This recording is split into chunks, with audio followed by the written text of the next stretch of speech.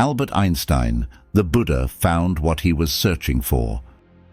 I am a deeply religious non-believer, but if there were any religion that could cope with modern scientific needs, it would be Buddhism. Albert Einstein. Buddhism possesses the characteristics of a universal religion that one might hope for the future. It transcends the concept of a personal God, steers clear of dogma and theology. It encompasses both the natural and spiritual worlds, and it is based on a religious sense arising from the experience of all things, natural and spiritual, as a meaningful unity. If there is any religion that could correspond to the needs of modern science, it would be Buddhism. Albert Einstein. Einstein saw Buddhism not just as a spiritual doctrine, but also as a philosophy of life, a comprehensive approach to the universe and human beings, reflecting a harmony between science and spirituality. He believed that in a world increasingly governed by science and technology, Buddhism offers a flexible mindset, opening doors to profound understanding of the universe's nature and our role within it. Science and spirituality, what do they share in common?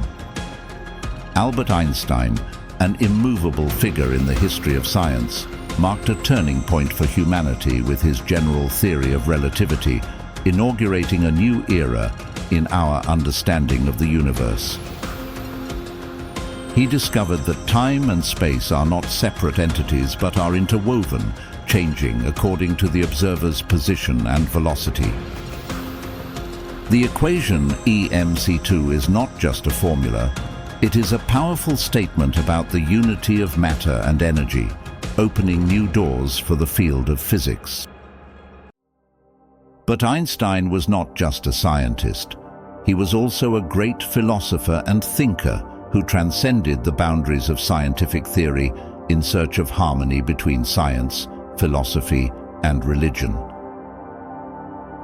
His view of religion was not one of blind faith, but a profound appreciation for the order and wonder of the universe, reflecting a soul in constant search for beauty and truth.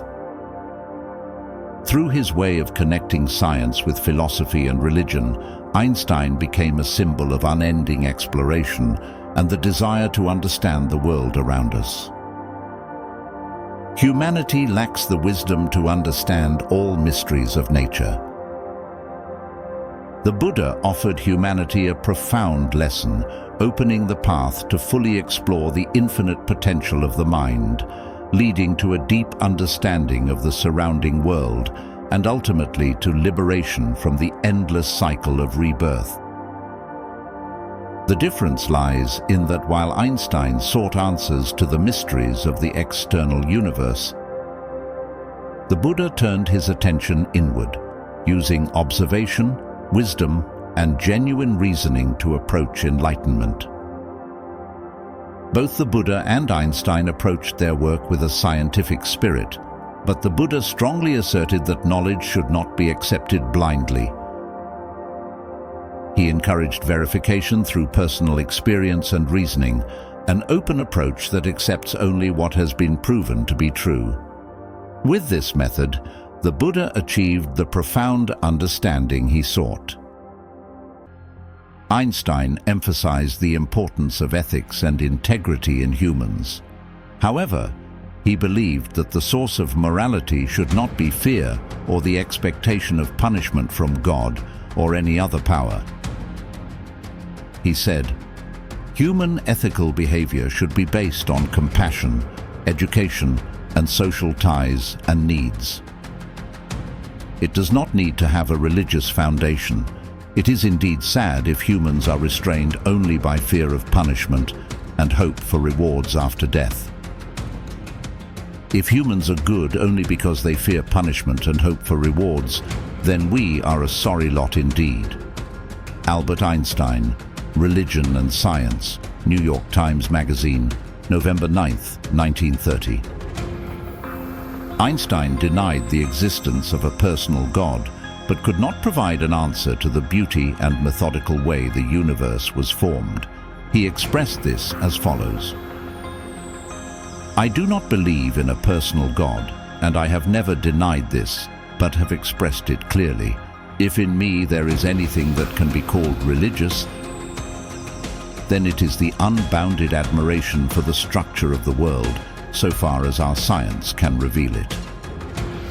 I believe in Spinoza's God, who reveals himself in the orderly harmony of what exists, not in a God who concerns himself with the fates and actions of human beings." Albert Einstein, 1954. God is nothing but nature. The God of Spinoza, referred to by Einstein, is what? Spinoza, a Dutch philosopher, asserted that God is nothing but nature itself. According to Spinoza, there are matter, energy, atoms, molecules, life, thought, humans, societies, galaxies, and possibly even multiple universes, but nothing exists outside of nature, including spiritual phenomena and other phenomena that we do not yet understand. If they exist, they are a chapter of nature. In Buddhism, there are 5 natural laws operating in the universe that cause everything to happen, known as the 5 niyamas. Karma, or action, is just one of those elements. The current condition is the result of countless changing factors. There is no single cause for everything to exist as it does. The following statement clearly indicates that though Einstein rejected God, he was not an atheist. "I have repeatedly said that in my opinion, the idea of a personal God is a childlike one, but I do not share the professional atheist's fervor for battling theism, whose enthusiasm mainly stems from the painful liberation process from the religious indoctrinations of youth. I prefer an attitude of humility corresponding to the weakness of our intellectual understanding of nature and of our own being." The middle way. The Buddha opposed the traditional Hindu concept of the world being created by God, eternalism, and also did not accept the materialism of those who do not believe in God, nihilism. He became the first philosopher to deny the idea that the soul is an immutable entity. Einstein appears to have agreed with both of these positions. In his previous statement, Einstein expressed humility in recognizing the limitations of his knowledge to unravel the mysteries of the world. Let's contemplate Einstein's words. "A human being is a part of the whole called by us universe, a part limited in time and space. He experiences himself, his thoughts and feelings as something separated from the rest. A kind of optical delusion of consciousness. This delusion is a kind of prison for us, restricting us to our personal desires and to affection for a few persons nearest to us. Our task must be to free ourselves from this prison by widening our circle of compassion to embrace all living creatures and the whole of nature in its beauty. No one can achieve this completely, but the striving for such achievement is in itself a part of the liberation and a foundation for inner security." This thought aligns closely with Buddhist teachings, particularly the middle way, which avoids the extremes of eternalism and nihilism. It emphasizes interconnectedness and the importance of compassion and understanding beyond the self, aiming for a spiritual liberation that brings inner peace and a deeper connection with the universe. Einstein, the Buddha, and understanding the universe. Physical concepts are free creations of the human mind and are not, however it may seem, uniquely determined by the external world. Albert Einstein.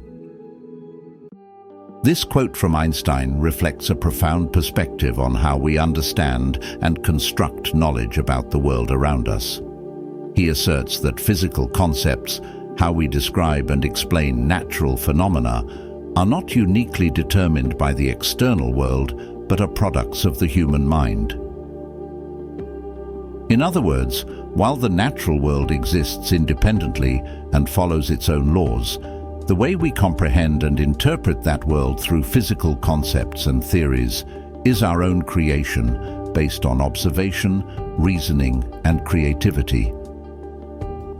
Einstein emphasized the flexibility and creativity of science, as well as the fact that there is no single path or fixed answer to any question.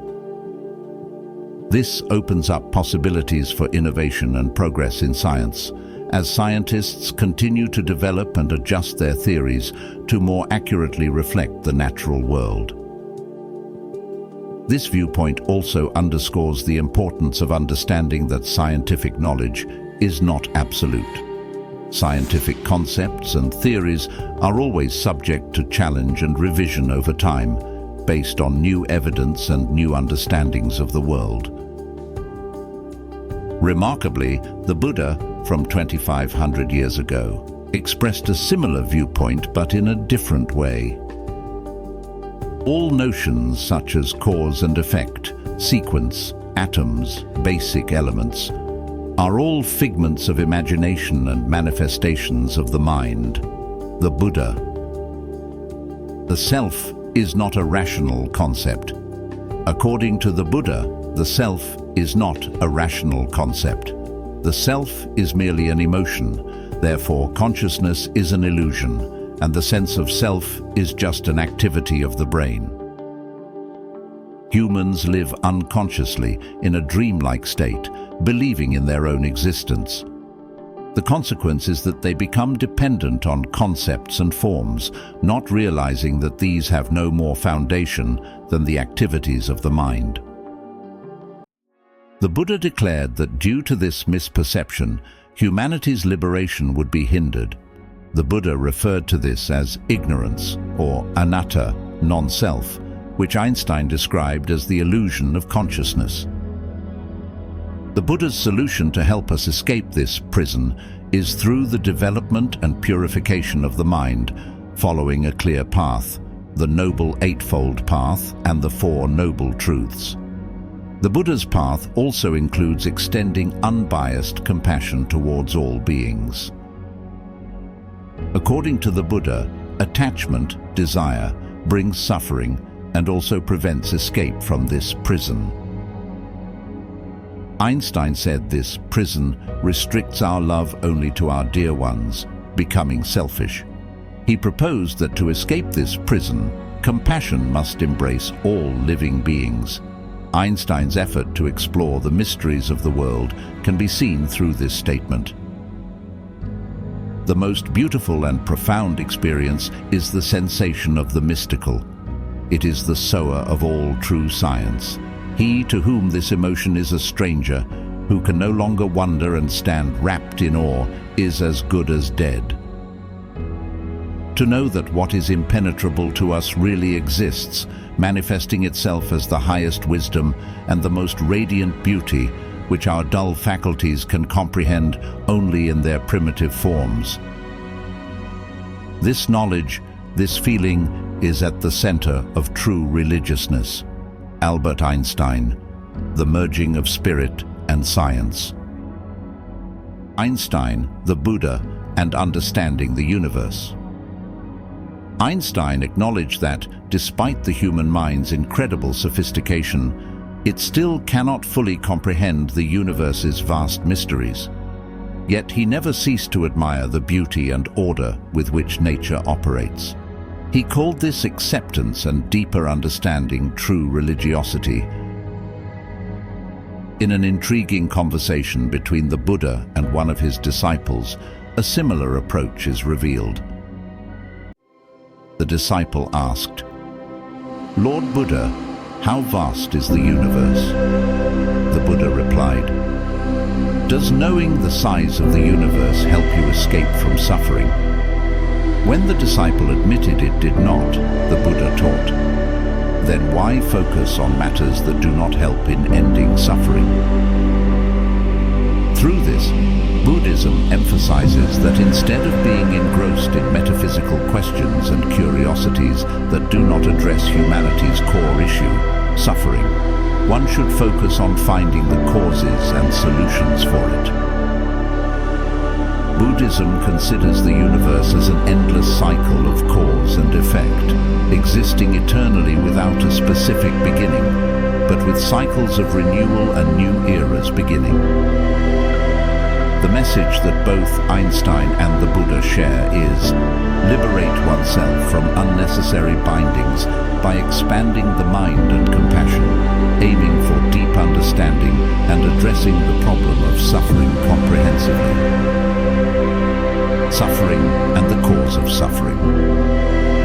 The parable of the poisoned arrow is often used to illustrate the Buddha's lesson that those who are concerned with the origin of the universe and other topics are being distracted from the purpose of religious practice. Imagine a man hit by a poisoned arrow, and his friends and family find a doctor capable of removing the arrow. If the man says, "I will not have this arrow removed until I know whether the shooter was a priest, a prince, or a merchant, their name and their family. I will not allow it to be removed until I know what kind of bow was used and whether the arrowhead was of ordinary type or iron." Likely, before he learns all this information, he will no longer have the chance to hear the answers. This story serves as a lesson from the Buddha, indicating that learning the origin of the universe, or similar endeavors, is less important than addressing immediate problems such as suffering and the lack of peace in life. Bertrand Russell, a renowned philosopher, once explained why he accepts the Buddhist view on the origin of the world. Among the founders of all the religions in the world, I respect only one, the Buddha. The main reason is that the Buddha did not make pronouncements about the origin of the world. The Buddha is the only teacher who recognized the true nature of the world. Bertrand Russell. It's fascinating to note that modern scientists and psychologists pay great attention to studying the brain and mind. Buddhist meditation practices like compassion, breath meditation, and mindfulness are widely used in Western medicine and psychology. It would be wonderful if more scientists like Einstein step forward to bridge the gap between science and Eastern philosophy in the future. Thank you for watching. If you found this video interesting, don't forget to show your support by liking and subscribing for more content like this. Your engagement means a lot to us. Stay tuned for future updates. See you in next video.